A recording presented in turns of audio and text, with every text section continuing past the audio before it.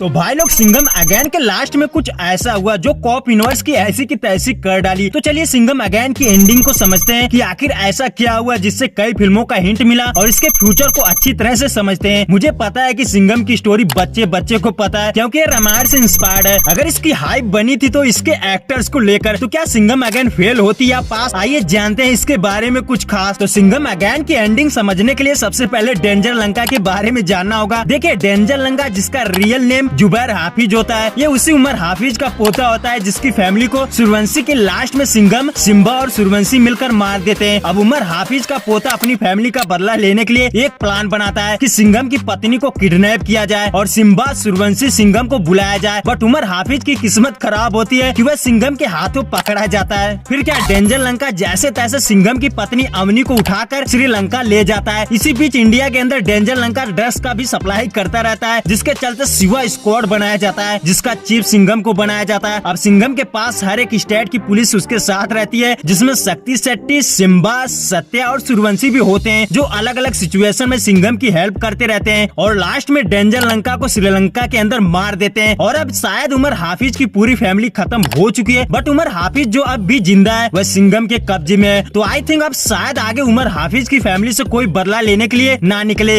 Well जो भी है, कम से कम ये पाकिस्तान वाला एंगल तो खत्म हो। अब बहुत बोर हो चुके हैं इंडिया पाकिस्तान वाले एंगल से। लेकिन लास्ट में एक और हिंट मिलता है जब सिंघम डेंजर लंका को मार देता है, तो उसके बाद ये देखने को मिलता है कि अब मिशन खत्म हो चुका है, बट आगे भी कई देश के दुश्मन आते रहेंगे और कुछ ऐसे सरफिरे आएंगे जो देश को उन दरिंदों से बचाते रहेंगे। तो उसके बाद सिंघम को दिखाया जाता है जो शिवा स्क्वाड की ऑफिस में बैठा होता है और फिर चुलबुल पांडे आता है। सिंघम स्वागत नहीं करोगे हमारा? और चुलबुल पांडे खुद बोलता है कि अब मजा आएगा। वही लिखा आता है चुलबुल सिंघम मिशन लोडिंग, यानी चुलबुल पांडे अब सिंघम को किसी बड़े मिशन के बारे में बताने वाला है और इस खतरनाक मिशन में ये दोनों साथ लड़ेंगे, जिसे रोहित शेट्टी ने साफ साफ बता दिया कि अब कॉप यूनिवर्स में दबंग सीरीज को भी इंक्लूड कर दिया। अब ये रोहित शेट्टी इस यूनिवर्स को कैसे चलाएंगे ये तो भगवान जाने, क्योंकि सिर्फ चुलबुल पांडे के आने से कॉप यूनिवर्स में पूरी उथल पुथल मच चुकी है, क्योंकि दबंग सीरीज और सिंघम सीरीज के जितने भी कैरेक्टर उनका ढंग से सेटअप ही नहीं हो पाएगा। खैर जो भी, अब जैसे तैसे चुलबुल पांडे को ला दिए तो ला दिए। अब देखते हैं कि आगे रोहित शेट्टी क्या बम फोड़ने वाले हैं। हाँ, इस चीज की तारीफ मैं भी करूंगा कि सिंघम के रिलीज से पहले ये सवाल बना था कि इतने सारे कैमियो को कैसे रोहित शेट्टी हैंडल करेंगे। इस चीज में खरे तो उतरे, मजा तो आया, बट अगर गलती हुई तो ट्रेलर में कि इतना ओपनली नहीं दिखाना चाहिए था। वेल जो भी, अगर कॉप यूनिवर्स के फ्यूचर को देखा जाए तो सिंघम चुलबुल मिशन लोडिंग लिखा होता है, जिससे आप अंदाजा लगा सकते हैं कि नेक्स्ट मूवी में ये दोनों धमाल मचाने वाले हैं। क्या ये मूवी दबंग 4 है? क्योंकि सिंघम 4 तो इतना जल्दी आएगी नहीं और सूर्यवंशी 2 का सवाल ही पैदा नहीं होता। अब जब भी आएगी चुलबुल पांडे उसमें लीड कैरेक्टर में होंगे। वैसे और कुछ तो नहीं है। आपको क्या लगता है? कमेंट करके जरूर बताएं।